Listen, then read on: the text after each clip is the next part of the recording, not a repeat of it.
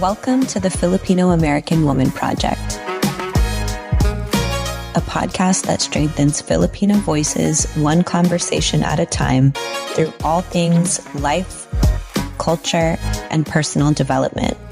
We're your hosts, Jen Amos and Nani Dominguez-Smith, and this episode is brought to you by our family on thenewfilipina.com. All right, let's go ahead and get into today's conversation.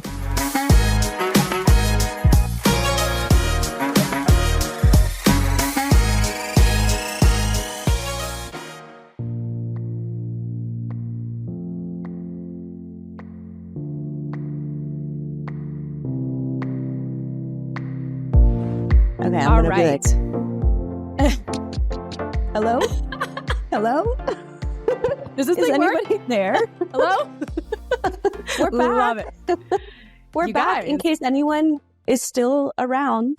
Yes. LOL. We've been MIA for a minute. And, well, not really. We've been on thenewfilipina.com in case you've been wondering where we've been in the last year that it's been since we published our last episode, which was back in December of 2023. It is now the latter half of 2024, and we have decided that we're ready to return to the TFAW Project. So we thank you all for your grace and compassion in the time that we have not been showing up on this platform, but please know that we've been very active and engaged in our community on thenewfilipina.com. So that's just in a nutshell where we've been. And we're so glad that you are back here with us to jump back into the TFAW Project and all the new things we have planned for our return. Jen, do you want to shed some light on what I mean by that? Yeah. I mean, first and foremost, welcome back, everyone. Does anyone still subscribe to our show? For one, if you have subscribed to our show, let us know. We genuinely want to hear from you. We have new call to actions for the show. We have a new intro, new outro, so you'll know exactly how to get a hold of us. And, you know, just like what Nani has said, even though it's been nearly a year since we've recorded, we have just been, like, in the best way possible, like, busy with our online community and our app, which is thenewfilipina.com. And so on this platform, we've been having book clubs, we've been having like threads of conversations and different topics and behind the scene, like live streams. I mean, we have just been doing so much on this platform. And for some time, when we initially started the platform, it was intended for people who want to, you know, financially support the show, because it does take an investment to make this show possible. That's also part of us being in the off season, is really taking time to assess like how we're allocating, like how you all been supporting us, like figuring out what's the best use of that revenue, thanks to all of you and especially to everyone in thenewfilipina.com. And so today we're really excited because we are now going to be opening up a free space on thenewfilipina.com for those of you who have found us through social media. And, you know, you're just looking for a different space. Like, you're looking for something different. You kind of get tired every now and then of like scrolling in the feeds, and you're tired of seeing like ads pop up. And most importantly, you want to, like, if you're on social media to find anything about Filipino culture, Filipino American culture, and you don't want to get inundated with everything else that gets thrown your way on there, we are opening up a free space on thenewfilipina.com so that you can get TFAW Project specific centric content, you know, from us. So we're really, really excited about that. And it's a lot of work. Like, it's a lot of work to build that out and to like officially finally be able to open up our home publicly. We don't take that lightly. And hence that's why it's taken a while. And also because in addition to building, we have been just so engrossed in the community and the conversations we've had. So yeah, it's been busy, Nani. Like, even though we've been quote unquote off season, we've been on call for a lot of this time. So yeah, and we also have lives. Like, Nani and I, we have full on lives outside of the TFAW Project. This is not like our number one priority, you know, but it's still a priority. And we've had to really reassess and have conversations on what it looks like to continue with the show and where we want to serve and where we want to give our time. And so I mean, naturally, that's just been community focused because of the new Filipina.com. But we also recognize that a lot of you found us because of the podcast, and hence that's why we're here. So any thoughts on that, Nani? Yeah, I did just have a thought that I think in the last year, what we have been really trying to reflect on and strategize is how to maintain the heart of the TFAW Project, which, you know, like this podcast and our surrounding community has evolved with the time. So we were just reflecting on the way that we even found our first, you know, the guests for our first 100 episodes, for example, which was wild, pretty much all through social media and just engaging online with the community, which back then, you know, now that's the way of the world. That's how everyone does things. And that's how content creators have risen up to what they are now. But back when we were doing it 5 years ago, that was not the way of the world. It was really revolutionary. And we have been really resistant to, I think, falling into a pattern of that just being our normal. And again, we wanted to really preserve what is at the heart of the TFAW Project, which is community-based work. We've always been really focused on highlighting the everyday Filipina. You know, there are other podcasts out there that feature people making names for themselves in the professional space or in the content creation space, or, you know, people that quote unquote have a story to tell. But here we believe that every Filipino American woman has a story to tell. And no matter what we do, whether it's on the podcast or on the newfilipina.com, we want to make sure that our platform is reserved for you and your voice. So with that said, I think that our priorities have really shifted. And again, in this last year, we've tried to strategize on how to produce content that's fruitful for you. And that also includes you. You know, it's not just targeted at you, but it includes you and invites you in. And to us, that what that means is that we prioritize the community that we're building over creating content for, you know, quote unquote, a podcast or social media or what have you. So that's just kind of initially what I was thinking about while you were talking. Yeah. I think early on in the early years, it was, or at least in the first couple of seasons, it was natural and easy for us to produce a lot of podcast episodes. I mean, at one point we were releasing an episode every 5 days. Like it was a lot. Like we pumped out a lot in the first like couple of months of you and I hosting together, dialing in. This is before video. Dialing in from the phone. Yeah. And I remember it was funny because I think it was shout out to Adeline. I remember she said, because she's a therapist, and she said, like, she's like, you know, it's very interesting dialing in because as a therapist, I look at body language, nonverbal communication, and I didn't see you guys. Like, I remember she mentioned this so clearly, like so distinctively, and it stuck with me. And I was like, yeah, that's like a good point. But at that time, like I needed to not have the face-to-face, you know, like at that time, I wanted it to feel like intimate phone conversation. That's just who I was at that time. That's what I needed at that time. That's how I found my voice at that time. Yeah. And then, you know, as we went on in upcoming seasons, we started to give our guests the option to be on video or not. So we have like a lot of like, if you go back to our YouTube channel, some videos will be just wavelengths, you know, like you would see on a podcast, or it would actually be occasional videos of guests who were very comfortable on camera. And so it's been really cool that now, at least in this season and moving forward, we do have every intent on being on video. So you can actually see us and see our guests.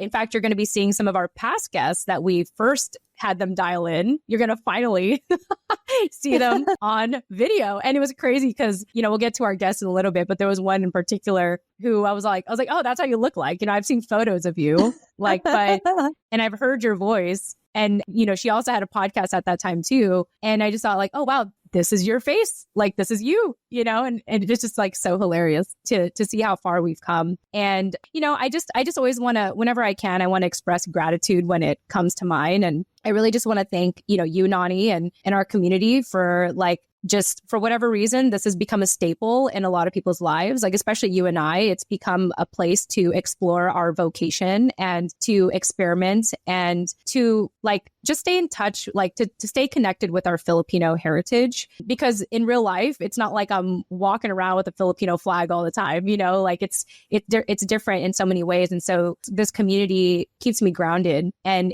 I keep coming to it because there are people who are like our members in our family in the new Filipina.com, like they want to be there. And so it makes me want to be there. And I wouldn't be here if it wasn't for that. Like I mean, I probably would be, but in like a different way. It's more like, it's just so nice to have that accountability and sense of responsibility for a community in which this has become a part of their lifestyle. Like this is in their back pocket now. They can pull up the app and communicate, check in with us on the new Filipina.com. Like I'm so grateful and humbled by that. And I just really want to, thank you, Nani, as always, for being part of this journey and all the offline conversations we've had and all the ideas that I wanted to explore that didn't work out, but I needed to explore those. So thank you for that. And just thank you, Yeah, well, thank you for being at the heart of it and, being the foundation of it. I think that what you're describing is really this collective effort that we've all been putting in over the last year, especially, of course, before that too, but especially over the last year to explore these different avenues of what does the future of the TFAW Project look like. And I'm so grateful that we've been able to do that so transparently and that we've really gained this community of people who are truly invested in us, no matter what the direction of the show looks like, and in each other, month after month. Everyone continues to show up for book club. They continue to show up in the Chismis Corner on the new Filipina.com.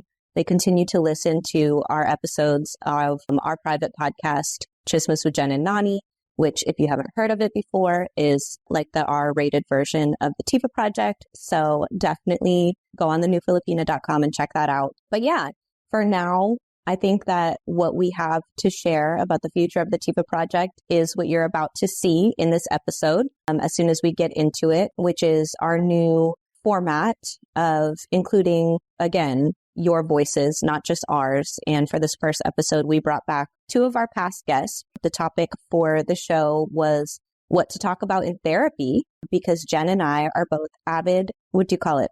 Therapy junkies, if you will. Yeah, we need help.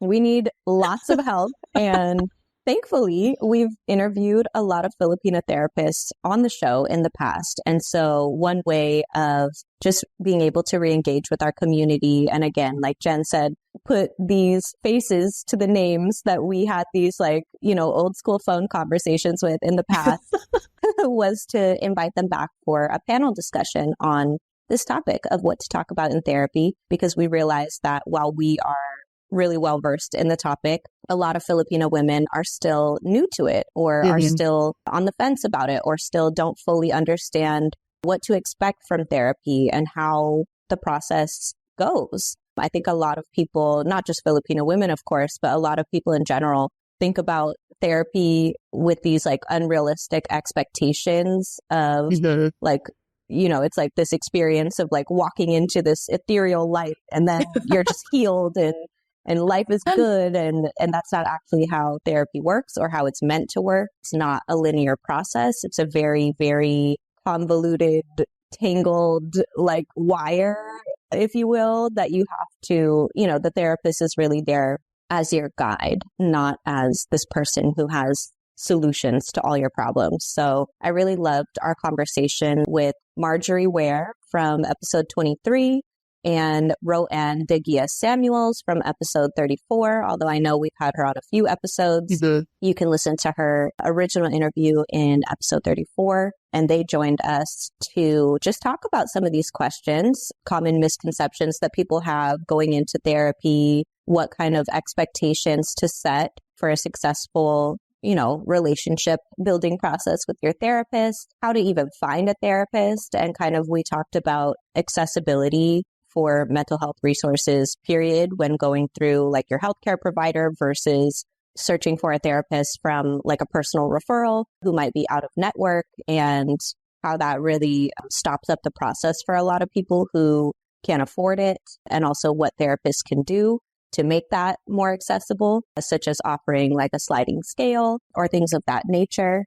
what else did we talk about? Oh, we talked about how finding a therapist is kind of like dating, or it's a lot like dating. Not kind of, it's a lot like dating. And, you know, you can't just expect the first person that you talk to be your person. You have to really ask questions. You have to be curious. You have to be observant. You have to know what you value, what's important to you, and ask a lot of questions to find out if that therapist is in alignment or not. Because therapists, although they're professionally trained, you know, help, obviously they're still humans. So you want someone that you can vibe with, essentially. So we talked about like specific questions that you should ask a therapist when you're interviewing around, and how to kind of combat that shame or guilt that you might feel in, you know, not choosing someone, especially for Filipino American women. You might feel like the first therapist that you interview, you have to work with them. And that's certainly not the case. And therapists do not take offense to that. So I think it was really helpful to hear that from actual therapists' mouths, you know, for me at least. And what else did we talk about, Jen? We talked about the different types of therapy. So, you know, I think the most common that people hear about is like talk therapy, which is obviously very popular and helpful, but there's a lot of different kinds of therapies that you can also explore if you're not someone who is ready to verbally express yourself, or you don't like talking about your past, or you don't like talking in general. There's like EMDR, there's brain spotting, there's like art therapy. Art therapy, exactly.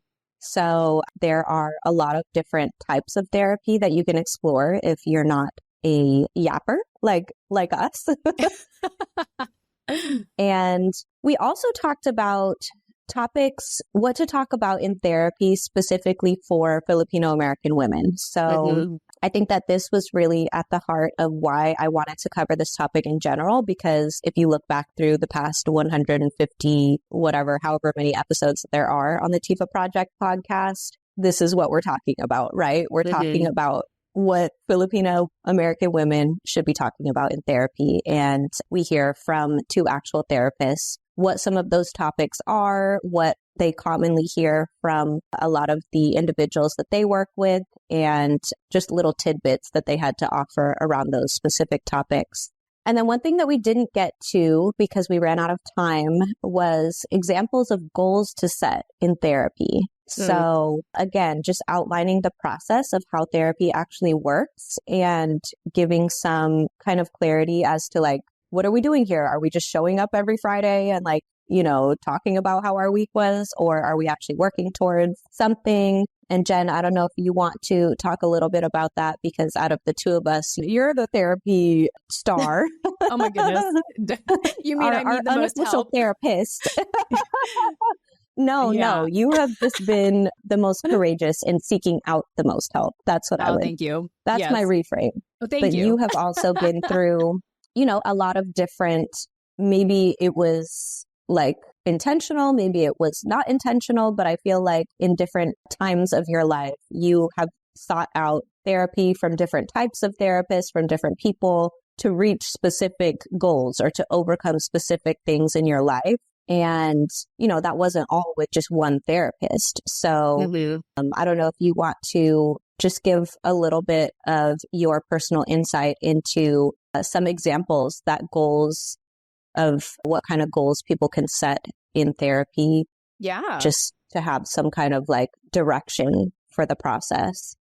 Yeah, no, I think that's a good question. You know, it's crazy because you just reminded me that my first form of therapy was group therapy with kids.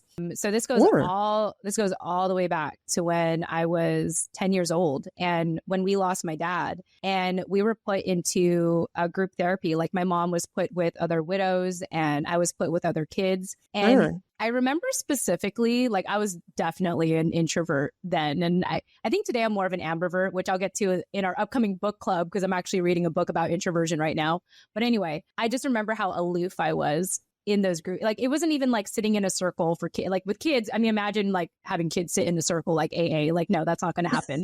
But like they allowed you to like play with things and kind of, go around the room and just, I think they were more so observing us because out of all the kids, from what I recall, I was like in my own corner. I was just kind of playing by myself. And then I remember at the end of group therapy, my mom came out of it like wiping tears off her face. Like I'm sure she just had a whole session with her group. And she asked me, she was like, oh, so how did you like that? And I said, I didn't like it. And unfortunately, we didn't go back after that. I think my mom didn't, she didn't want to put us through that. Force it. You know, but I kind of feel bad because in a way it was kind of like, oh, maybe I robbed not that I knew any better at that time, but like, no, you're literally 10. Yeah, exactly. Thank you. And and I feel like I may had robbed her of her own experience of doing therapy for that, because as a family, I didn't want to go, and therefore she probably felt. Anyway, so that was my first experience, and I mentioned that story because like if you don't know what you need therapy for, but you somehow sense it, like that's a good enough reason to seek it out because, I've had a number of therapists. I've done different types of therapy, and I've had occasions where I had this one therapist, Nani, where I only had like one session with her, and I spent the whole time therapizing myself. So what I did was I had a whole list of things I wanted to unload on her. I did it all within like 40 minutes. And then the last 5 minutes, her response was, "You're fine."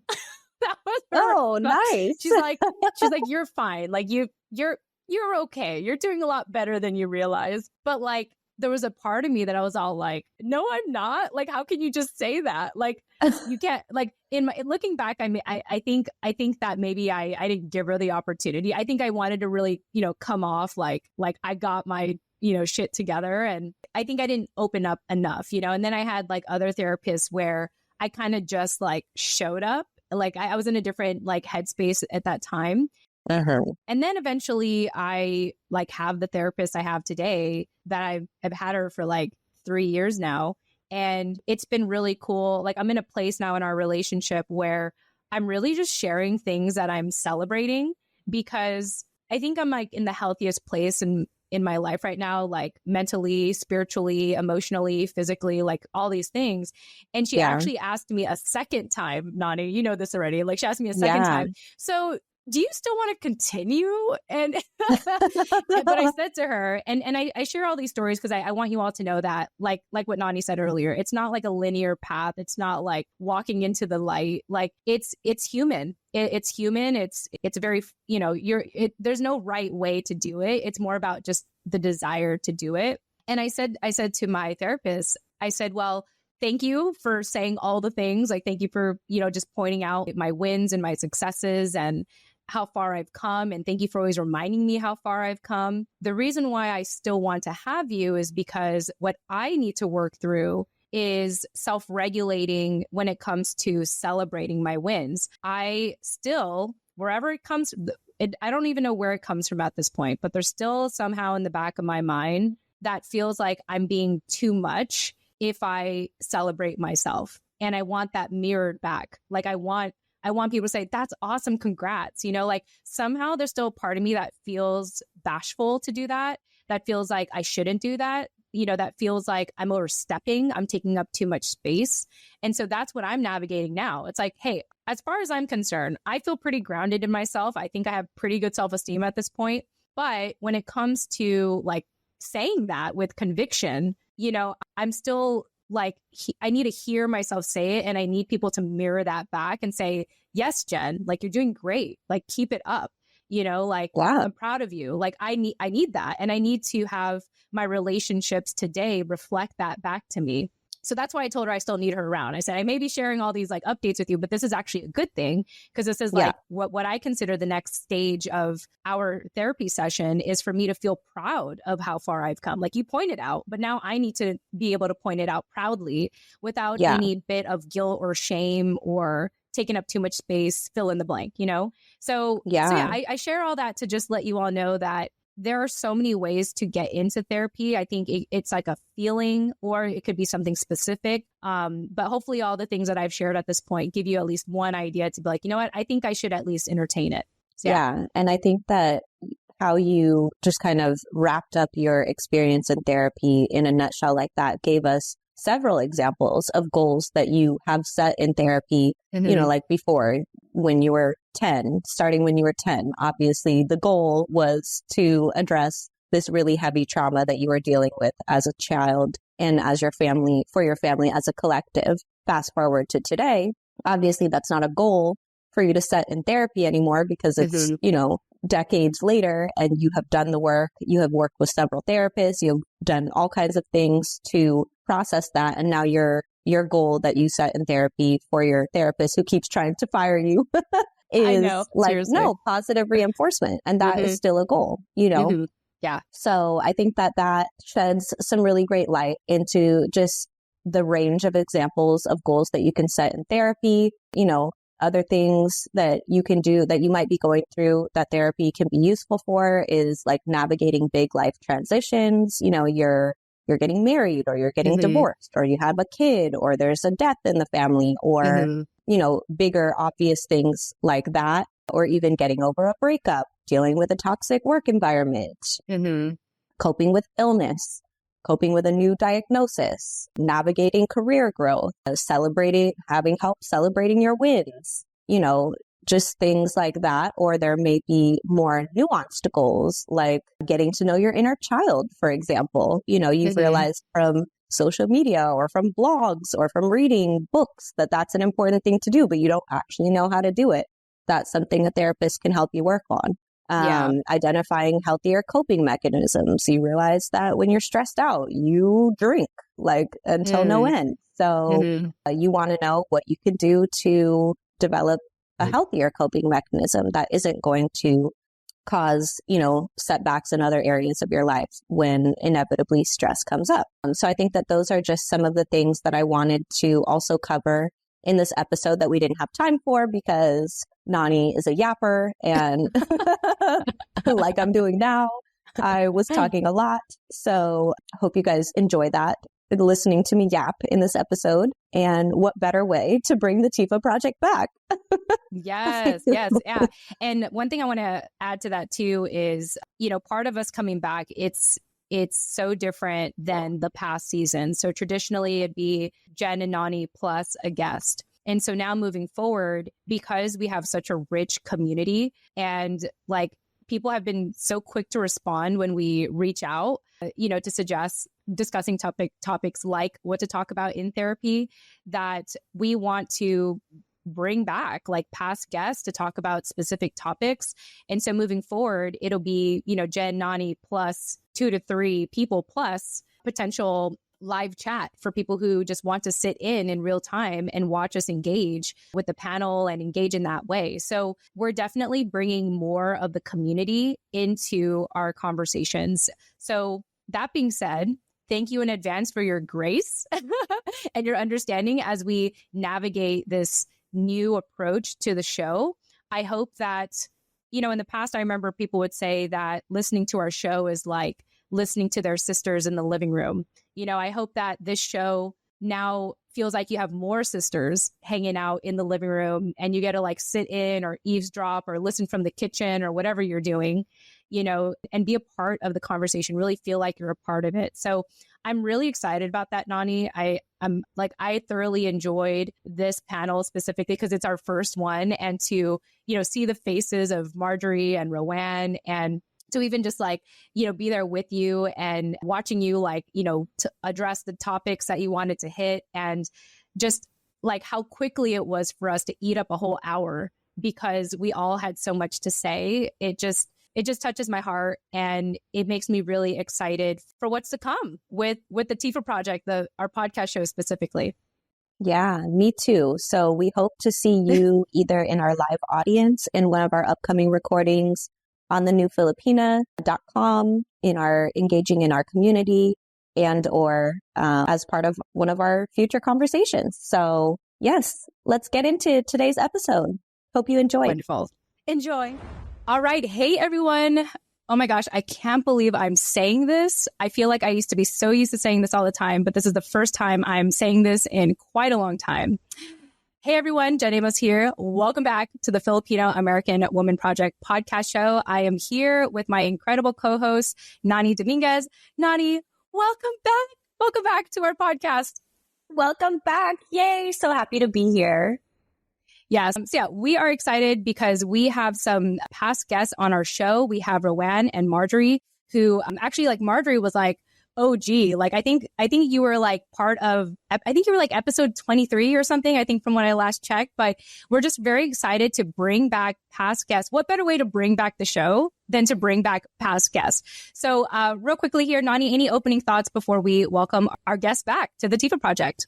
I guess we'll just introduce the topic that we're talking about today, which is what Filipino American women can talk about in therapy, which is why we have solicited the opinions of these two past guests from the TFAW Project archives, because they are two Filipino American therapists that can speak to this topic. So that's the only thing I wanted to insert there.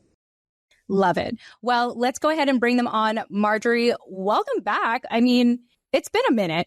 COVID and all that also getting in the way of all of the things. But yes.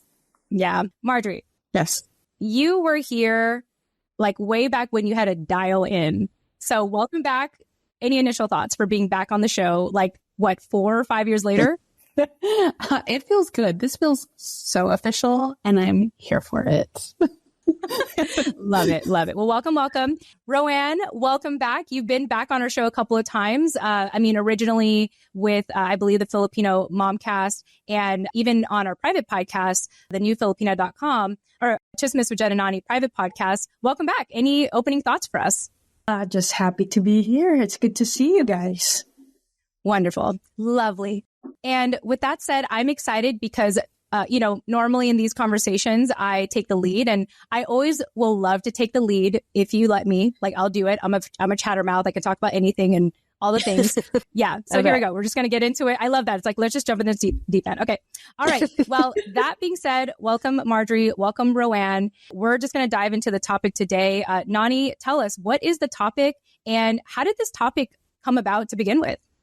Yeah. So today, again, we're talking about what Filipino American women can talk about in therapy. And I wanted to talk about this because this has been this kind of ever evolving topic in the Filipino American community that I've seen really grow recently on social media, podcasts, different forms of mainstream media. So I love that it's getting this kind of attention, but I also feel like there's a little bit of a disconnect between how therapy is painted, like in society, versus what the actual experience looks like.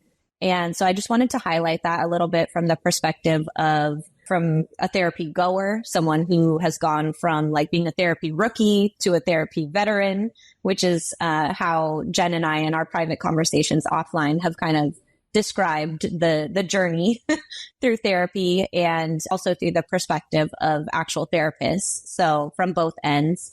And I actually did ask our community some of the questions that we're going to talk about today. So we have even more of an added perspective on that front. But first, I want to get into just some common misconceptions that people have in therapy and what kind of newbies can expect or should expect. And I can say from personal experience, before you start therapy, it's painted as this like, you're like walking into this ethereal light, and like, you go into your first session and you have all these breakthroughs and your life is changed, and suddenly you're like mentally healthy and healed and all your problems are solved. And in reality, that's not what therapy is. Like a therapist is not there to solve your problems or to give you answers to your problems. They're there to help you guide yourself, essentially, to find solutions to your own problems or to cope with your problems, or, it's this very nuanced experience. So I think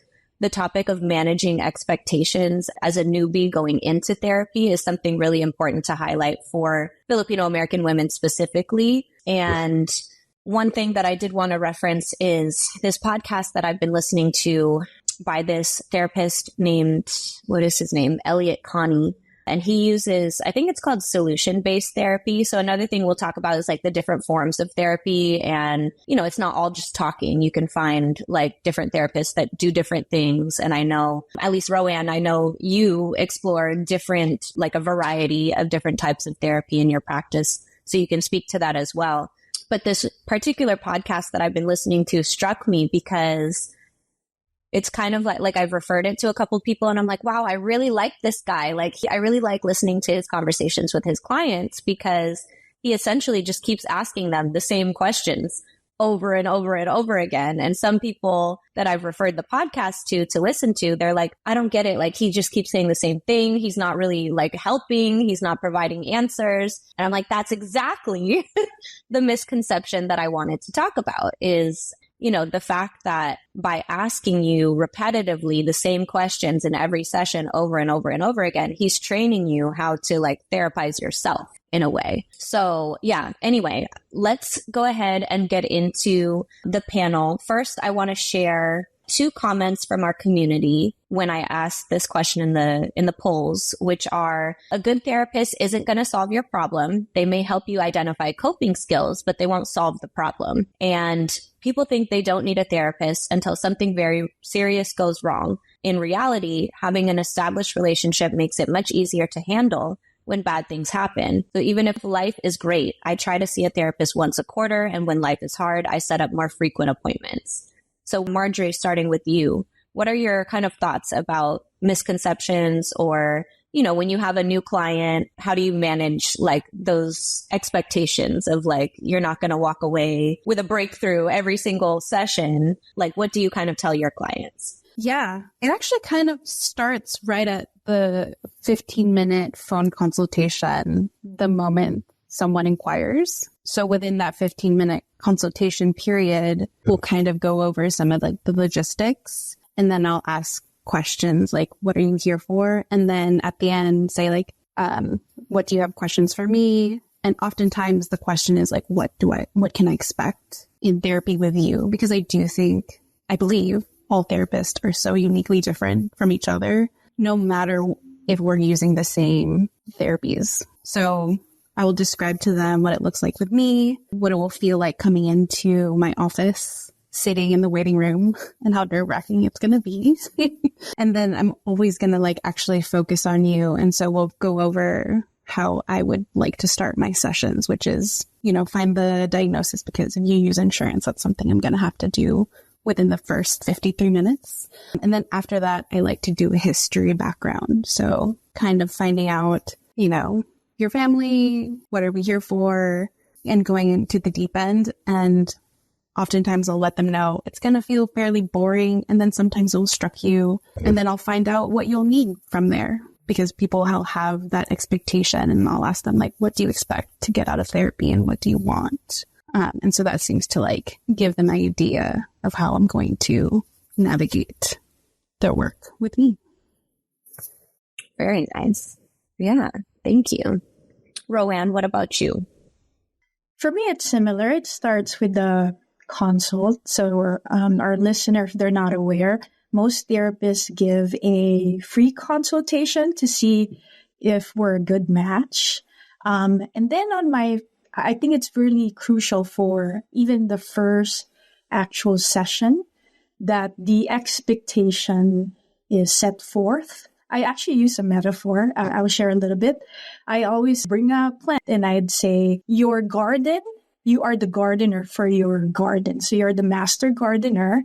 Oh, I love that. The garden is your life. And it's not as if all of your parts of your garden isn't thriving. But maybe there are parts of your garden that isn't. And I understand that you've done the best that you can, because most people before reaching out to a therapist might have like done something. They've done the best that they could. And I say, the reason you're reaching out to me is because I'm also a gardener, but I'm not the master gardener of your garden. I just so happen to have seen many other gardens. In our work together, we're going to get our hands dirty. So sometimes we excavate whatever's just comfortable for you. When I leave, you are the master gardener. It is your responsibility to water the plants, make sure to check on the plants. So I'm very metaphorical. I use a lot of stories. So that's one way that I set the expectation. And I ask them, does that resonate with you? I've never had anyone said no. But I'm open if so yeah, just kind of piggybacking on the expectation. So that's how I kind of explain Yeah, I love all the metaphors. And I also love that you mentioned that it doesn't stop, like your therapy, your experience in therapy doesn't stop in our sessions. Like it's meant for you to carry into your daily life and actually apply. And like you said, I'm more of an advising gardener rather than I'm coming into your garden to tend to your plants for you. I'm just advising you, you know, what you can do in these areas where where you want your garden to grow. So I think that using those analogies is also really helpful, especially in the beginning, and helping to like manage those expectations, what's realistic versus what's idealistic, and how do we kind of calibrate in the beginning so that we're not setting ourselves up for disappointment, or we're not finding ourselves in these sessions saying like, what are we really doing here? You know, I think that that's a really good way to paint the picture. And I think another, maybe not misconception, but expectations that women can set for themselves going into therapy is also around that piece of how am I going to prepare for these sessions? How am I going to make the most of these sessions? How am I going to, like, what does aftercare after my therapy sessions look like? And how do I apply what I'm learning, you know, in the day to day? Because Marjory, like you mentioned, it's very nerve wracking to be in therapy, especially in the beginning, because you don't know what to expect and you don't know what's going to come up. And I think for me, at least, there's a little bit of, in the beginning, when I first started therapy, there was a little bit of cognitive dissonance. Like what you're saying to me and what I'm learning makes sense in theory, but in practice, it's like harder to actually employ. And so what are some things that I can do? And like personally for me, I've learned that it really helps to like mentally and emotionally prepare yourself beforehand for these conversations and give yourself a little bit of space afterwards to maybe journal or write down things that you talked about just so you don't forget, or, you know, to like stick a pin in it so it stays at the top of your mind. Otherwise, you know, when you treat therapy like it's more of just a lunch meeting that you're fitting into your schedule or something, then, you know, things tend to go in one ear and out the other. Are there any tips that you would give to your clients, either in the beginning or during your sessions, to like advise them how to prepare, or do you kind of let them figure that out on their own? Marjory, start with you again. I'm very much into the practice of like, I would like to witness you figure this out. One, most likely because we're already building that skill that you're not honing into or paying attention to begin with, right? Like the reason why you came here is because for some reason things are feeling out of sorts. And just having to like navigate or watch you navigate the feelings you get pre, during, and post therapy is already the information that we'd probably be working off of, because those are going to be skills that you're naturally good at. And so it's already within that self, you using skills that probably are not getting used yet. And so it's really fun for me because I'm that kind of therapist that would notice things. And I'm just be like, I'm noticing that, in order for you to like come into therapy, you're doing all of these skills. Is that something you like to use in other scenarios in your life when you're in conflict or when you're in stressful situations? And is that something you like? If not, what would you like to tweak? And so it's really cool. So I kind of use a lot of things as information and give it back and be like, what are you going to do with it? Yeah. I like that. Put the basketball in their court. Look, you're the one who's doing it. You're the master gardener, like Roanne said. I'm like, there you go. Do it. I'm just going to be like, do we want to switch out the tools? What do you want to do? Yeah. Very nice. Okay. And Roanne, how about you? Yeah, I think, you know, just piggybacking on, the most important metaphor is the client's central metaphor, if we're using their language. So very similar with Marjory. If whatever they're using, I will use that. I would run with that. As far as preparing for therapy, I actually like some structure, but the structure is inside me. The client does actually not know. In fact, I prefer them to come as they are. Even when they're stressed, it's a good place for me to actually help support them to either self-regulate, to self-soothe, or I co-regulate with them. So no better place to practice than with a therapist. Than so in the moment. Come as you are. But in my head, I have a little bit of structure, but The agenda, I follow the lead. But sometimes clients, is almost like they're in a dark room. And if you ask them questions are like flashlight. And if it's dark, they might not be able to tell you anything. So for some people, initially, the therapist is kind of lending a light. So when you start asking questions as if you're in a dark closet, they'll be able to see more and then pose questions. Sometimes there's so much in the dark, it's kind of hard. You ask them, they may not have the response just yet. Yeah.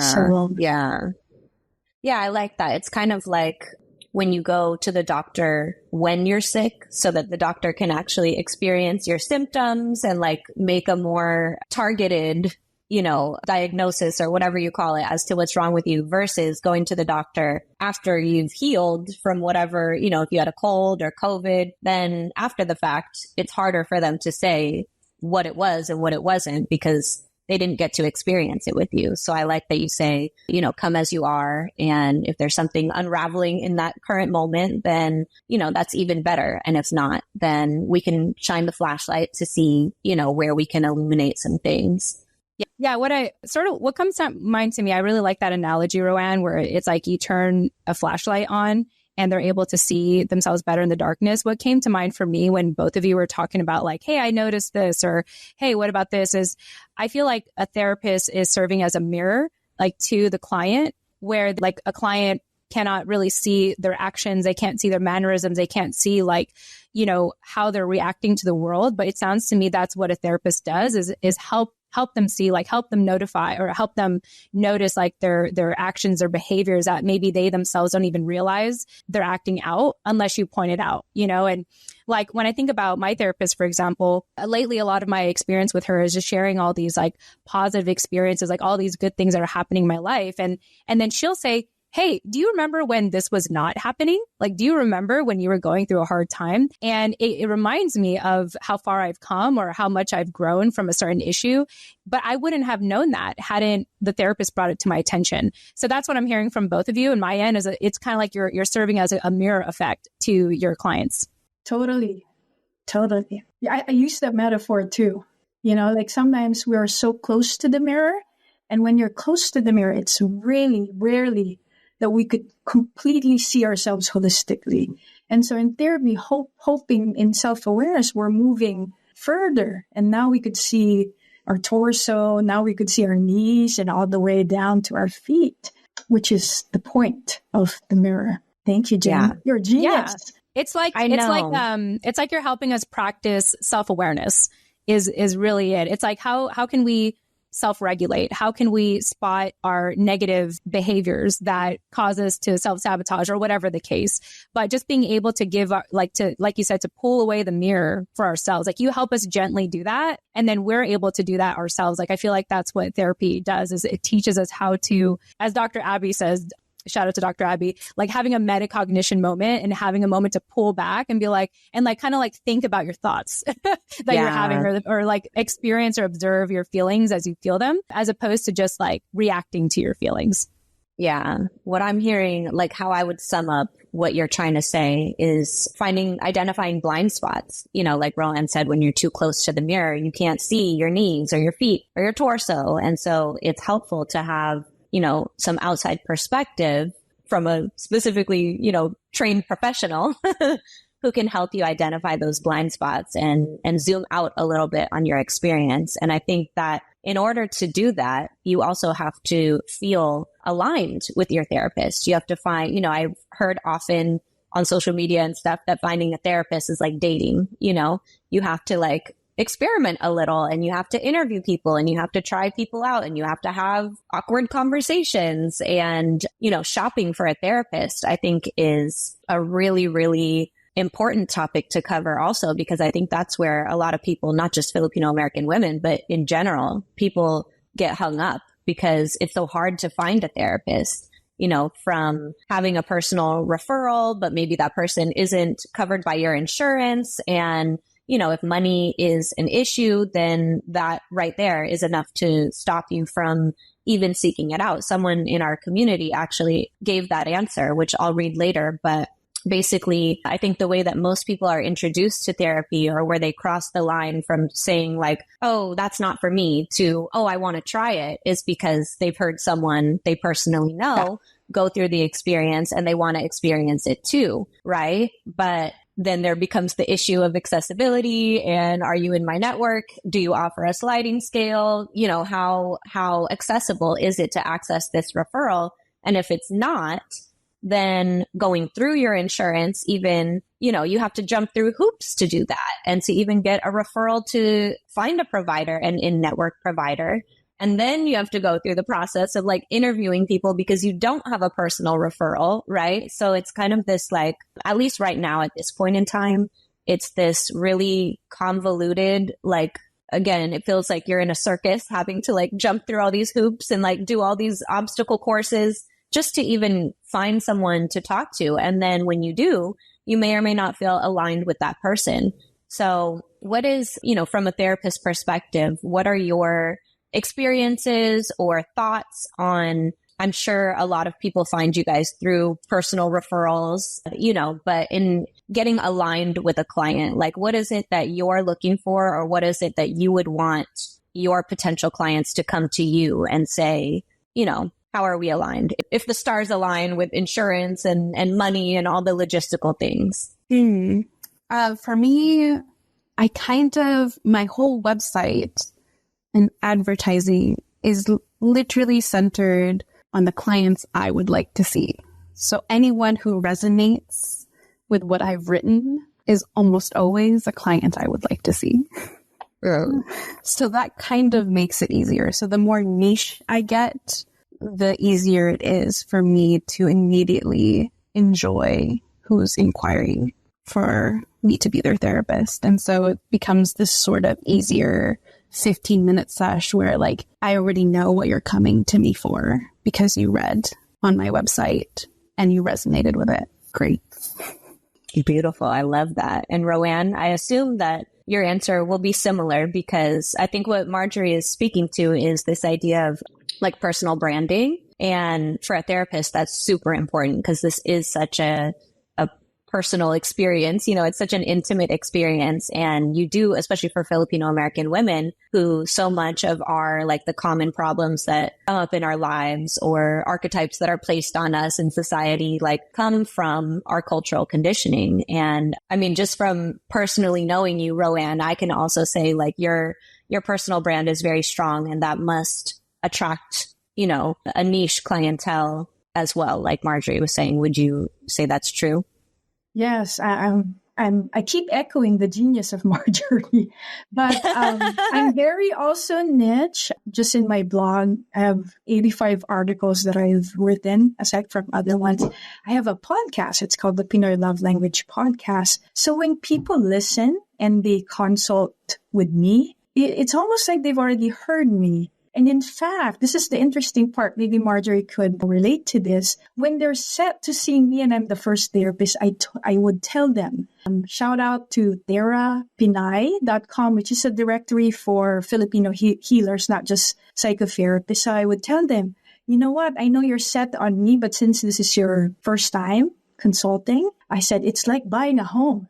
If you see the first home and you so love it, I swear to you, when you've seen the third and you come back to the first, you love the first even more. So I would tell them that, and I have no pressure on kind of selling, because for me, it's not just a match that they're seeking me. I'm also seeking a match because it's an energy exchange and it's such an intimate relationship. I remember people I've seen like 10 years ago, you know, just because I keep really notes. So it's very sacred also for me, my energy. So like an energy signature that I'm exchanging, not just money, you know?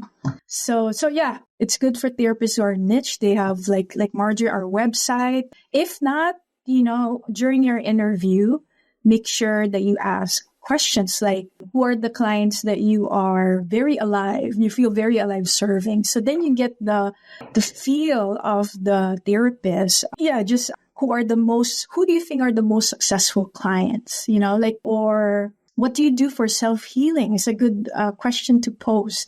Then you get the philosophical, standpoint of your therapist. So those are just examples. Marjorie, did you have something to add to that? Well, I was just going to say, that's so real. One of the questions I always ask when I ask my clients inquiries to, if I'm their first one ever and it's their first time doing therapy, I very much lean into it has to feel good when you talk to us. It just has to feel good. And the vibes cannot be off. The vibes cannot be off. Because if it is, that sucks for you. That sucks for us. And it's just, it's because it's such a relationship. It's not like you're going to force yourself to date this person because they're the only one available, Right.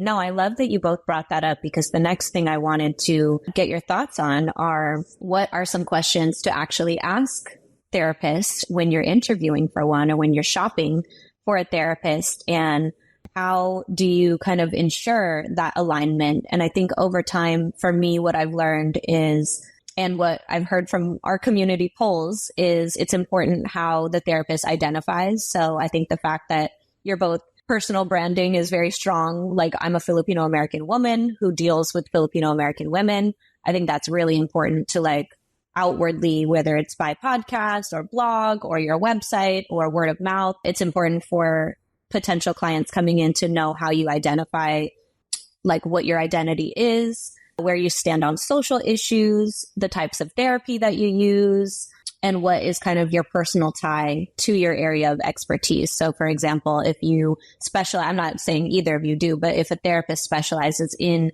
child psychology and you're someone shopping for a child psychologist, you want to know, do you have kids? What is your, what is your personal tie to child psychology? And, I think that will give someone a good idea of, well, first of all, it allows your potential clients to get to know you better and maybe let their guard down a little bit, because then they can say, oh, we do have this lived experience. We both have kids and we're both interested in learning or talking about, behavioral issues or whatever the topic may be. So what are some questions that you have either been asked that you're oh, this is a good question for someone to get to know me and to determine whether or not we're aligned? Or what are some questions that you would recommend, a friend or family member shopping for a therapist, to ask that kind of speaks to any of those topics? Do you have anything, Roanne? I'm still On the note for, if it's important for you that your therapist has kids, then you should pose that question to your therapist. I always am wondering, what is the therapist's take on disease and healing? What's their concept? I think that's, for me, if I'm shopping for a therapist, I'd like to know. I've been asked, do you have kids? Am I an immigrant? What's my, was I born here? Do I speak the language? And I think really my presence online, I have even YouTube videos now that I do weekly, and I could refer people to get to know me more. So to see if the way I speak, my cadence resonates with them or not. So I would hate for them to also, waste their time. But I've already created some so that they could see if we align. So those are some of the questions I think I mentioned before, you could ask how long have you been a therapist, and especially when you are doing couples therapy, how many couples do you see in a week is crucial, because some don't have a lot of practice. And it's a special, I think, they're showing that types of therapy. I wonder what Marjorie thinks about it. But couples therapy, some people don't know. It's okay, sure, I do couples. But couples is a different population too. You need practice. So ask your therapist how many couples they've seen, So just some thoughts around questions. What do you think, Marjorie? Yes to all of that. When it comes to the question piece, I get so nervous as the therapist. So I'm currently in that set. That's why I was oh, Roanne, you go first. One, because it immediately puts me in a performance state, which is my own thing to deal with. Because, I'm human too, and I also want to somehow, please you in my answers. So I always have to take a deep breath and be like, it's fine. These elevator pitch, go. Yeah. It feels like that, but then I'm like, these are important things for you to know, and I will own that. And so when it comes to questions, I sort of see it more again, like, okay, if I'm working with you, I'm noticing that these things are important for you. So I'm kind of already gathering or information that you like, that there's anxiety living within you that needs to know these things to feel safe. And so I'll probably be going in that route. And so my work often is like then focusing on like what's actually going to like relax and co-regulate with you with these questions. So that's where I'm coming from. So when I asked a therapist to be my therapist, since I already know what works for me, I'm already like, do you do art therapy? Because talking ain't it for me, you know? It will not work. So, you know, the more pro or like more master you get in therapy and learning about yourself, the questions get more and more targeted into what I know works for me or where I would like to get more challenge in. So kind of that stuff. But I will always honor, honestly, any question within the 15 minutes, of course. Yeah, I like that you point that out too. Like it brings up some anxiety for me to have to answer questions like this. And, you know, while it obviously those questions tell you what's important to that person and kind of will help you guide the experience as the therapist as to like, okay, I know they care a lot about, you know, their XYZ identity, part of their identity, or about this particular social issue, or, you know, their kids. Again, like Roanne said, they're having issues in their family or in their relationship. So obviously I don't want to ask marriage advice from someone who's not married. You know what I mean? It tells you a lot about where they stand. And at the same time, you're human too, you know? And I think that's also important. Again, therapy is not like walking into this ethereal light where everything is just healed and fixed and solved. It's, you know, like talking to a friend and getting like having an advisor, a gardener, advisor, as Roanne would say. So I like that you also point that out. Like we're human too. And that goes back into managing expectations of what to expect in therapy. So thank you for that. Yeah.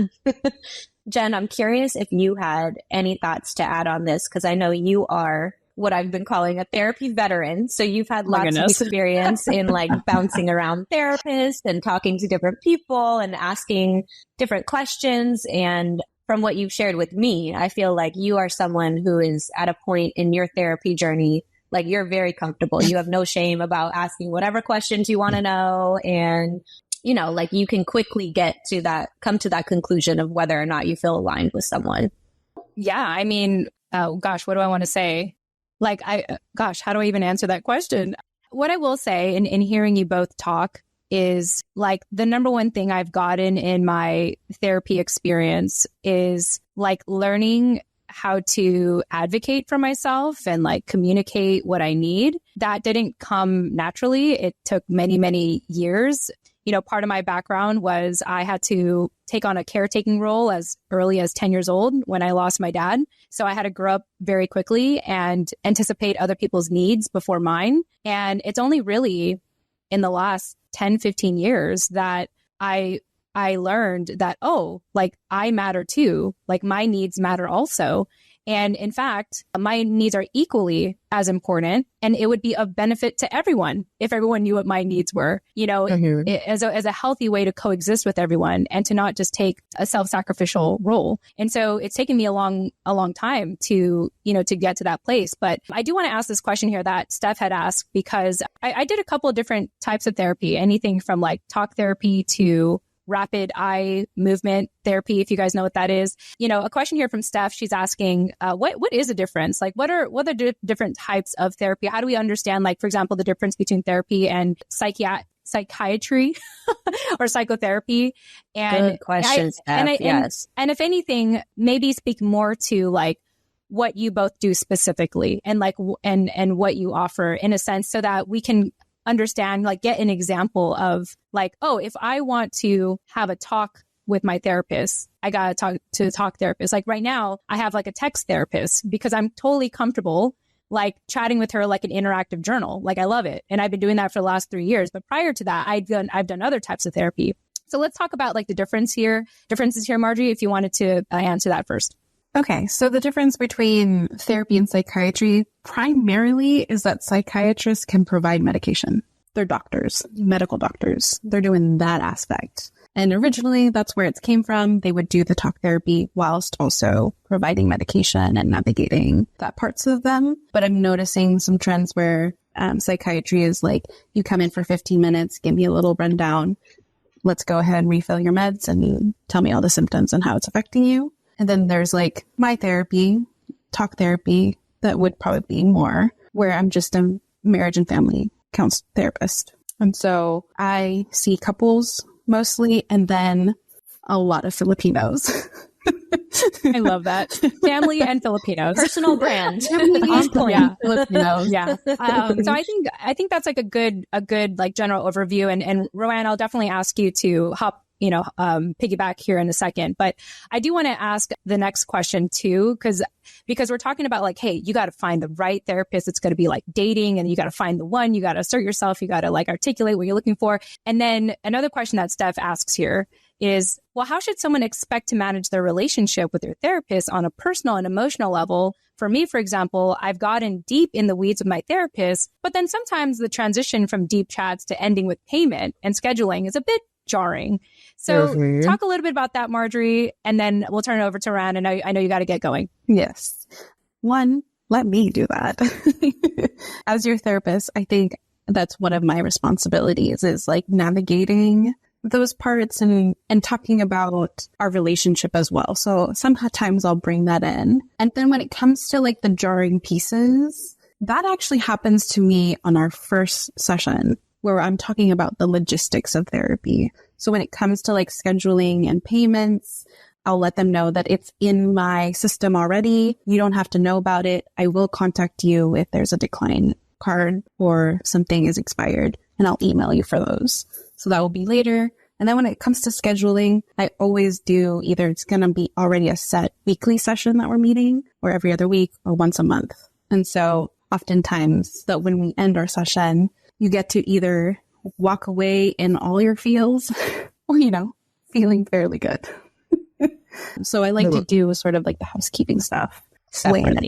Yeah. Love that. Well, thank you, Marjorie. I know you have to hop off here. I don't know if this link will work right away. I'll definitely do a follow-up email.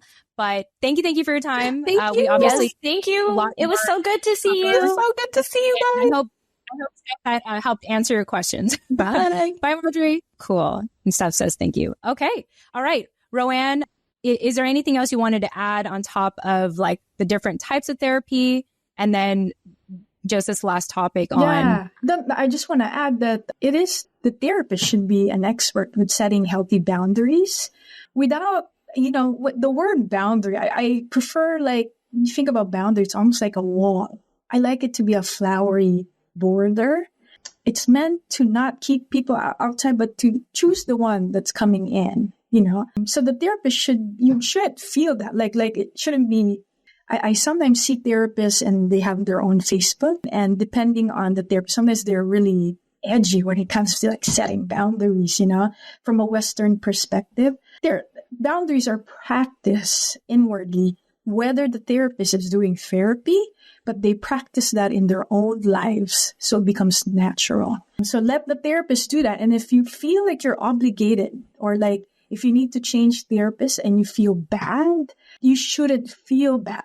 Like there's something off with maybe the boundary. I shouldn't say you shouldn't, but if you share that with your therapist, it is likely that the therapists have good boundaries, would say they will do what's best for the dyad, So that's just kind of what I want to say about that. It's the therapist. Those things that I think Steph just mentioned should be on the end of the therapist to make sure that's squared away. Yeah. That reminds me of my friend Kim. Nani, you remember Kim? And when we would catch up, right at the hour, she'll say, and this is not even therapy. This is just her being my friend. So right at the hour, she's like, so when do you want to do this again? Like, that's what she says. Like, that's her. And Roanne, she is a therapist. So like when she says, I'm like, I respect that. Like, I love that. She's like, so when do you want to do this again? Let's put it on the calendar. And just the professionalism, but also like the ease, like how smooth she is and just bringing that up. So to me, it sounds like you said, it's on the therapist to like have that smooth transition. So thank you for elaborating on that. Yeah, thank you. And I also want to go back to something that Marjory mentioned a couple minutes ago, which was the topic of different types of therapy. So Roanne, I know in your practice, you also implement things like that, different types of like interactive activities, or I don't know what you call them, forms of therapy other than just talking. So I had talked earlier about that podcast that I listened to. It's called Family Therapy Podcast. And he specializes in, is it called solution-based therapy? Solution focus or solution focus. Okay. Yeah. I don't know. I could be making that up.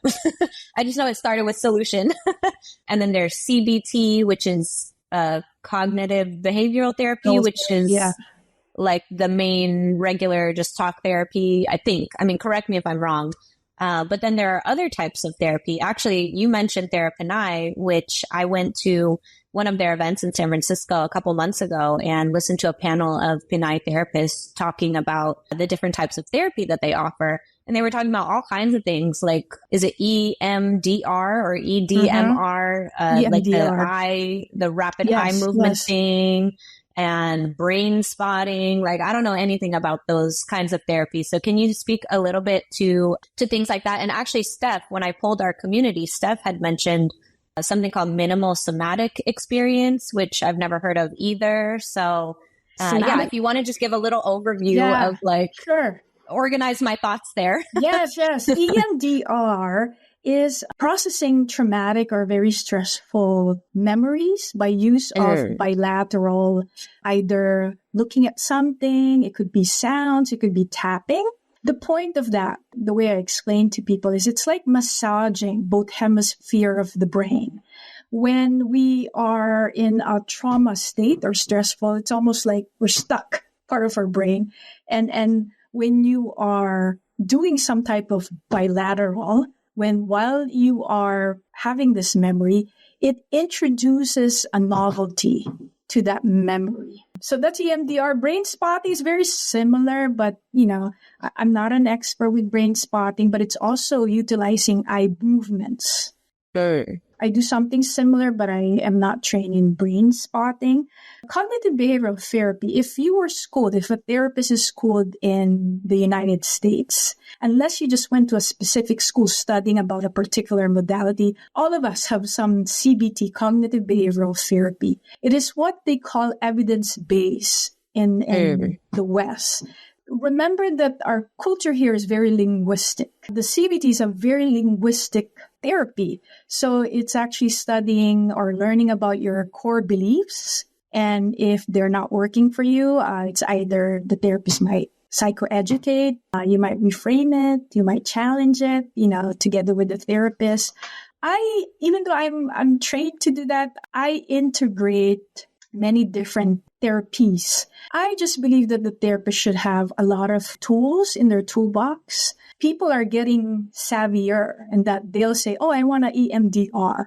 The problem I find when the therapist is just kind of stiff on their modality because they've studied it so much, or same with the client, is that we fit ourselves into the modality rather than the therapist being creative and using whatever works for the person. So I think that when I teach other clinicians, I teach in the school district, other clinicians, I tell them there are no resistant clients, only inflexible therapists. For the therapist to certain things might not be the best fit. And then I'm learning from the feedback, that didn't work. And so I'm going to keep pivoting until I find the right fit for the client. So for me, the Western brain likes a step-by-step. Even therapists in the West like to do EMDR. When I'm in trainings, I'm always training, very somatic. Somatic is of the body. I use a lot of somatic practices. I'm also a clinical hypnotherapist. I do a lot of things.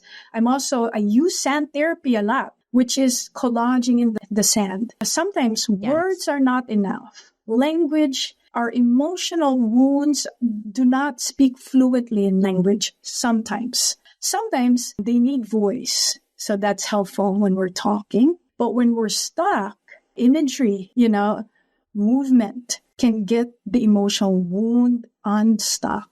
And the therapist should have so many tools in studying the client as to what would work for their style, not to the style of the therapist. We're not leading clients to ourselves, but leading you to you. So for me, sometimes people would just like to talk. That's fine.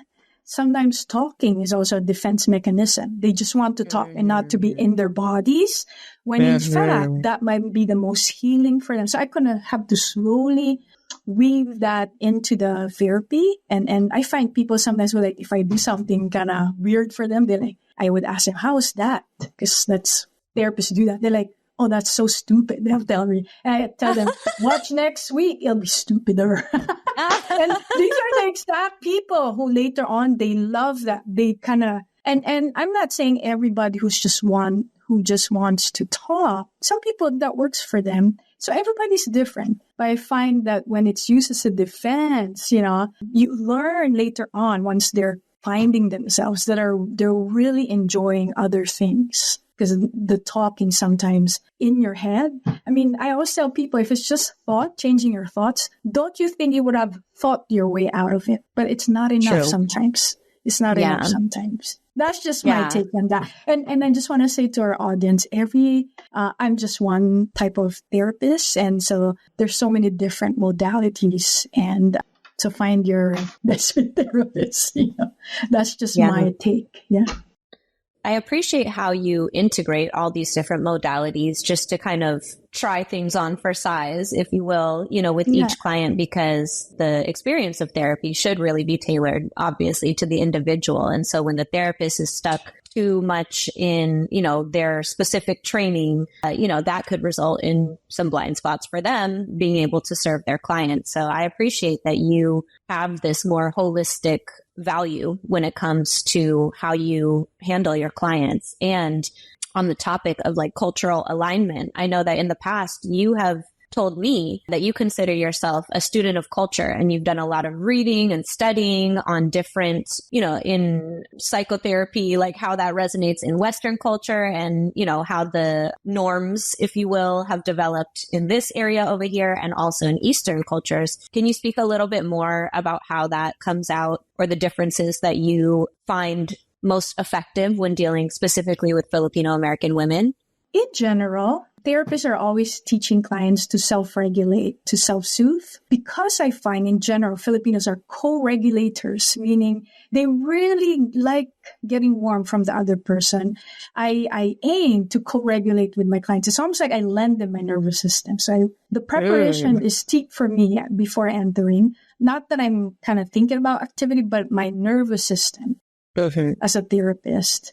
Filipinos also speak with their bodies a lot. So I'm very watchful with those things. And in the past year, I actually even more, I feel like I incorporate a lot of the body, but I've actually started touching the body. I'm doing touch therapy for some of my clients who live close by, because I am watching and listening, because I'm always a student. I have people with great success with therapy. But touch is the first sense that develops in utero. And then the first thing that when a baby's born, and sometimes there are just things that are stuck in our body. And then, so I actually use touch. It's not a massage. It's called neuroaffective touch that I'm incorporating. It really, so just going back to the question rather than focusing on the modality, that's what I'm noticing with, I need to be more creative. I have my own, projective cards. I'm using imagery, my own cards. I use a lot of I even sometimes use songs. It really depends. I keen on the language that is spoken more fluently by the client. And in general, I'm not saying everybody's like this, but Filipinos are co-regulators. They speak with their bodies. And then to the point of Jen, as far as the voice, one of the main reasons Filipino women come to therapy, they might not say it in this way when they come in, but later on realize is kind of to allow their voice to reclaim their voice. And just because we're very collectivistic, what I find is they discover their voice. Sometimes when they discover it, it's almost like a stove. You know how you have what do you call those knobs? Before it was so low, there's no voice. Once they hear their voice, almost like a baby, when you hear that, they go, now we're cooking. And the burner is like on blast. And the voice almost like they kind of overly, and then I find that we need to learn to kind of regulate in the middle. Once they learn to use their voice, it's almost like they're overly compensating, which I think is part of the process. And then it's just kind of working it out so that we center as what they deem as center. Yeah, I wanted to speak on the whole movement in therapy. And you just got me thinking that the voice, the way to speak, it's a muscle, like using your voice. And I say this as a vocalist, it's like you have to warm it up to to sing. But even just as a regular person, to be able to use your muscles, to use your voice, I think that in a way that is a form of movement in my opinion. And so totally. I just love that idea, because one of the things that we, as we come back here on the TFAW Project, our slogan is about strengthening Filipino voices one conversation at a time. And I just think it's so fitting that you said that just now. Yeah. I want to go ahead and actually bring on Steph. Steph has been dying to say something. So Steph, do you want to unmute yourself and join the conversation? Hi, Roanne, and everyone. Sorry, I'm a little sick. Thank you for your input. And I really resonated with the touch therapy. I'm a premature baby, and I've learned in my CBT therapy that premature babies actually are experienced touch therapy by nurses when they're born. So I feel like that's been something that's integrated in my practice since day one. I wanted to ask you, is there anything that is too much for you as a therapist? How do you reclaim some of your energy that you lend to your clients when you have a big experience with them, or ground yourself? Or is there just places that you won't go yourself? Thank you, Steph. I hope you feel better. Honestly, I actually don't see a lot of clients. First of all, I homeschool my kids, and I see clients longer than the usual therapist, so usually up to an hour and a half. So first of all, the way I manage my energy is to do that. I don't see a lot of clients, so I have a lot of spacing. I also reboot, and I'm very particular about I do a lot of creative practice, says myself. I collage. I might do my own sand therapy if I'm feeling overwhelmed. I do a lot of stretches. So I'm constantly, I use my own Cultura cards, which is my projective cards. So whatever I'm teaching, all of them I've done. And so I keep, in fact, in my journal, I have I need to be practicing ideally almost every day, but at least 4 times. So I kind of track that to make sure I regulate my nervous system. So I also wake up very early. So I have moments of I'm reading. I just have quiet time. And of course, I manage time, energy, and focus. I think because if you are trying to do something, you might have the time. And if you have the time, if you don't have the focus, you might not still get it done. But if you have the time and the focus, but you don't have the energy, you might still not get things done. So those are the things that part of my self-care. And honestly, I have younger kids. I laugh a lot. I spend a lot in out and about in nature. And that's very healing for me. So I actually laugh a lot and I'm goofy a lot. Yeah, I hope I answered your question, Steph. That was great. Thank you. Thank you, Steph. Yeah. I love this I think what I'm getting from your response is that the process that you take your clients through, you also take yourself through it simultaneously. And you've obviously over the years figured out what works for you, how to regulate your own nervous system, how to set those boundaries. I'm only going to take on X amount of clients so that I can really give my all to them instead of just trying to pack my schedule and then feeling overwhelmed or, whatever might happen. So that's a great answer. And also being proactive.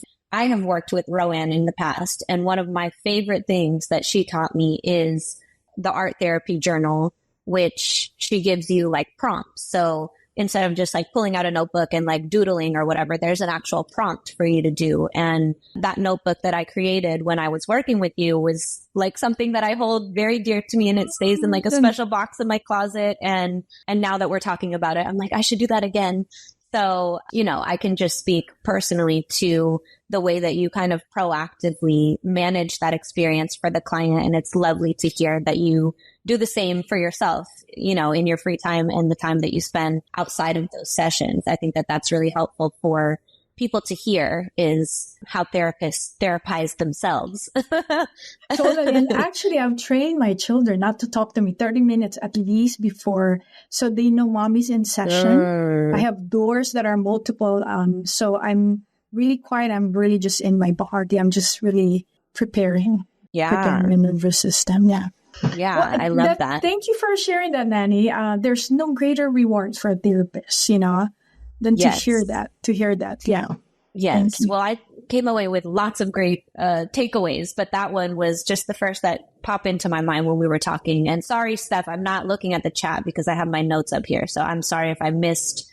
Jen, feel free to cut in and interrupt me if there's any more questions or comments that I'm just glossing over because I'm not looking. Sorry. Oh, no, I got you. That's my job. Okay. That's my job now, is to do the backstage stuff. No, I think that are all the questions so far. Steph has been the most engaged in the chat. So thank you, Steph. I want to start wrapping up here in about 5 to 10 minutes. So Nani, I know you have your list of things. Yes. Any final things that you want to ask before we wrap up here? Yes. So let's get into now an hour and a half later, let's get into the meat of the conversation.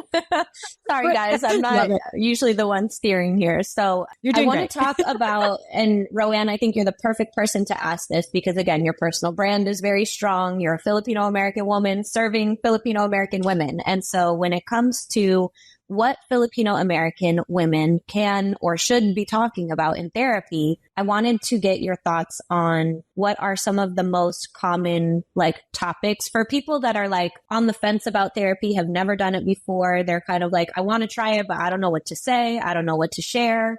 Some things that we got from our community polls are dealing with narcissistic parents, understanding generational trauma and how to heal for the next generation.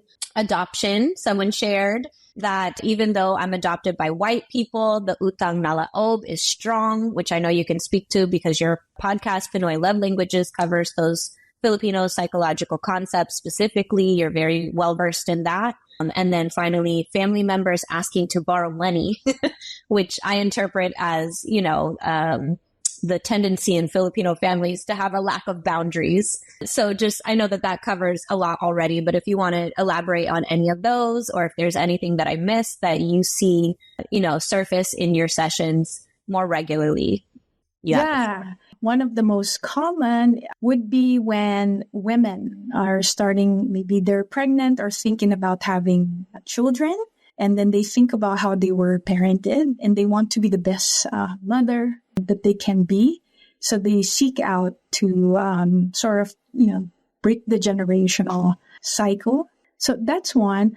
There's many that come because of their anxiety of, you know, feeling guilt when they are not producing enough. When they're resting, they feel the same way. So this kind of ruminating thoughts of not being enough, not doing enough is a common theme.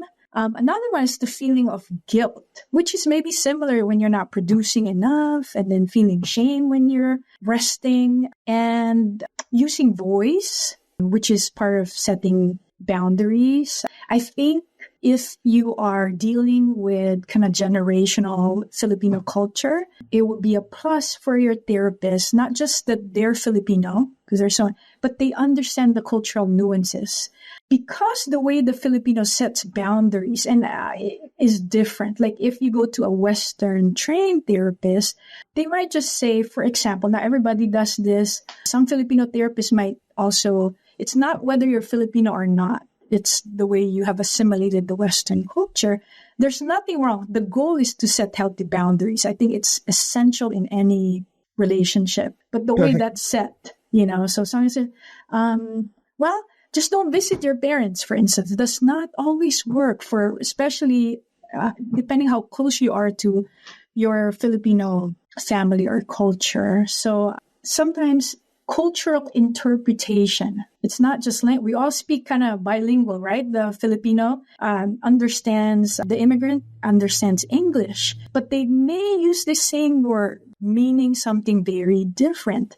So it's not an interpretation as far as English. We're not interpreting language. We're interpreting culture. So it's a cultural interpretation, which that's what I am hoping with the work that I do. The therapist, if you are dealing with family, utang na loob and stuff like that, if you are going with a Western definition of utang na loob, which is the Western culture is more quantifiable. And that's why it makes sense when the Filipino American asks, how much? When does this end?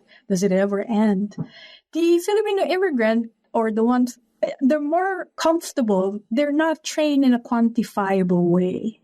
I say that to say this, that the therapist should at least have a knowledge in cultural nuances. Otherwise, even though if they're Filipino, the match is not just because they're Filipino, but they understand the cultural nuances. It might create a little bit more tension.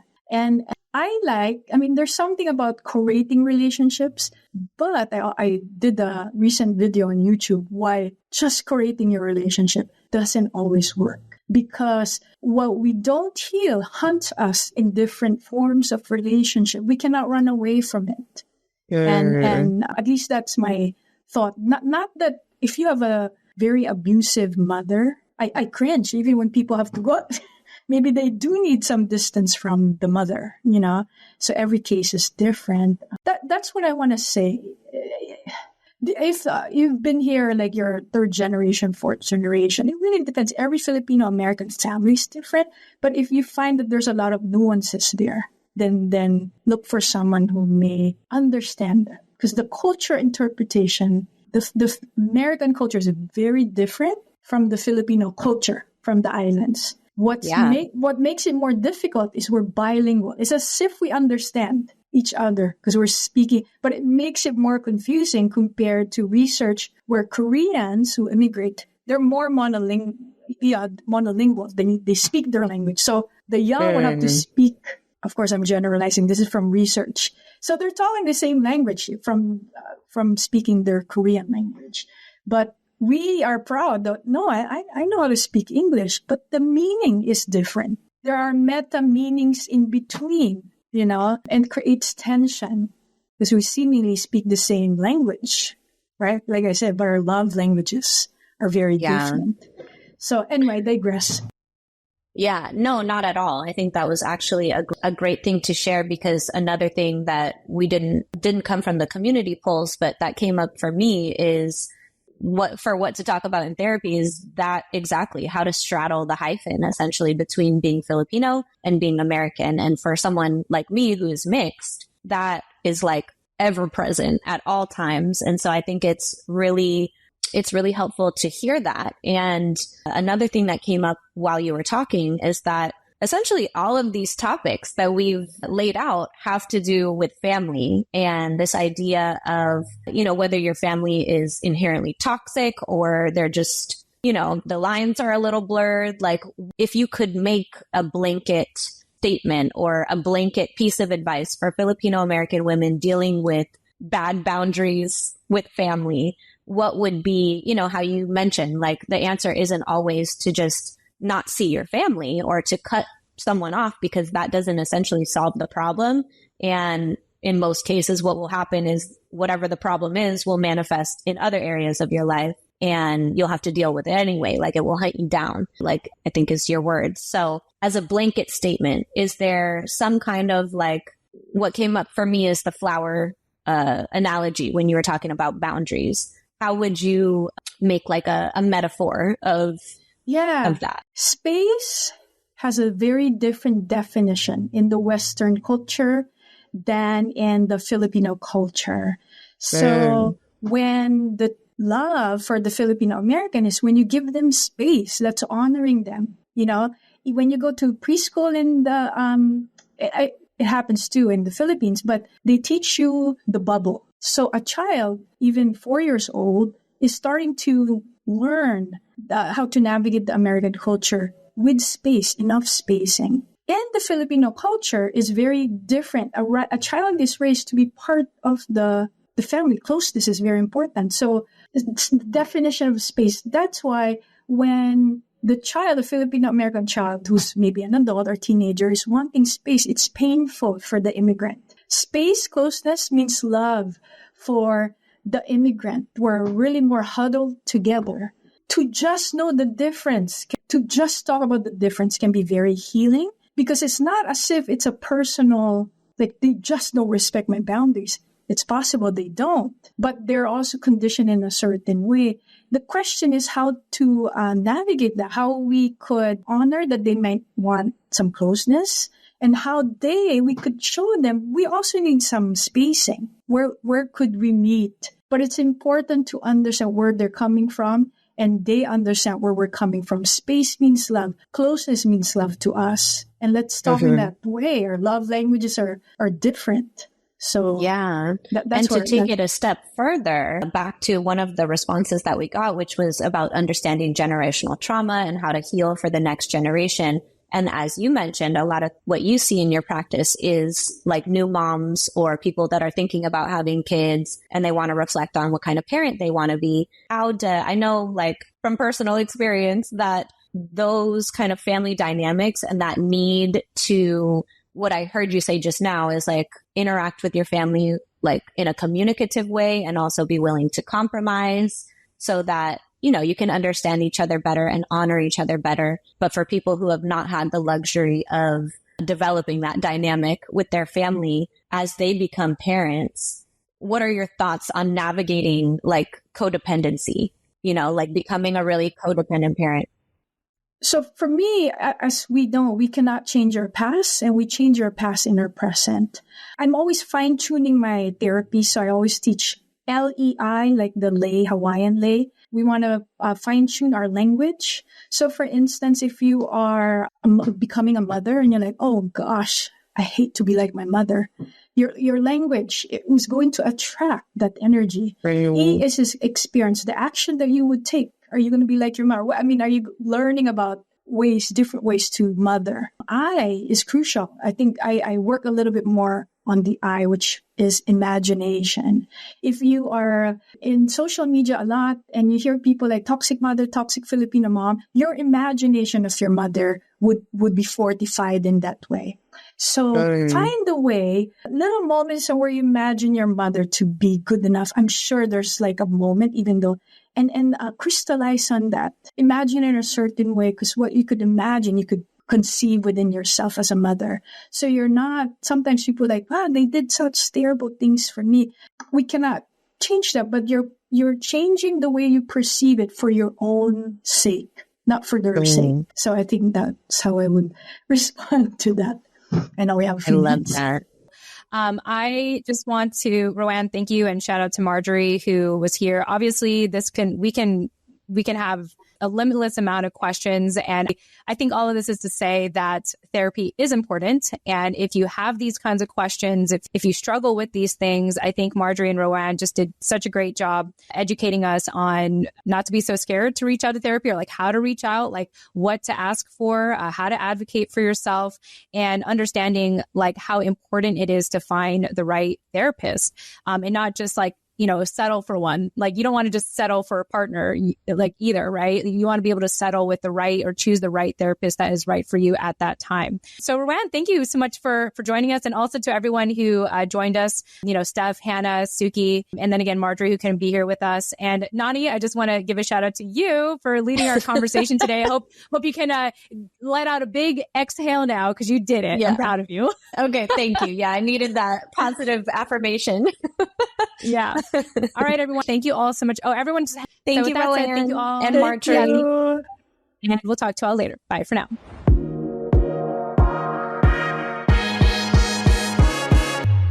Hey, thanks for listening to the TFAW Project with your co-hosts, Jen Amos and Nani Dominguez-Smith.